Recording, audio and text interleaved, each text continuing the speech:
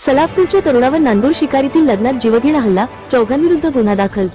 सलापपूर गावातील 19 वर्षीय तरुणावर नांदूर शिकारी येथील लग्न समारंभात धारदार हत्याराने जीवघेणा हल्ला करण्यात आला आहे।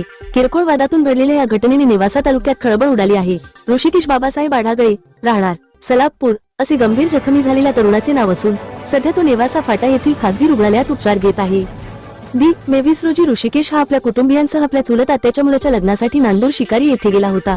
मराठी शाळेजवळ लग्नमंडपात जात असताना रोहित वाल्हेकर, अक्षय वाल्हेकर व त्यांचे 2 मित्र गाडीसमोर नाचत होते। त्यावेळी अक्षय वाल्हेकर यांनी गाडी पुढे घेतली असता ती ऋषिकेशच्या अंगावर येण्याची शक्यता होती, त्यामुळे ऋषिकेशने गाडी नीट चालवण्यास सांगितले।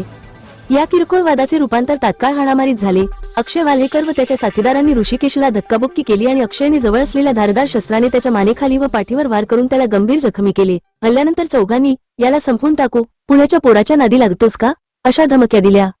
घटनेनंतर ऋषिकेशला तातडीने नेवासा फाटा येथील शिवसंगीता हॉस्पिटलमध्ये दाखल करण्यात आले। त्याच्या जबाबानुसार विमाननगर, पुणे येथील अक्षय वाल्हेकर, रोहित वाल्हेकर आणि 2 अज्ञात व्यक्तींविरोधात नेवासा पोलीस ठाण्यात गुन्हा दाखल करण्यात आला आहे।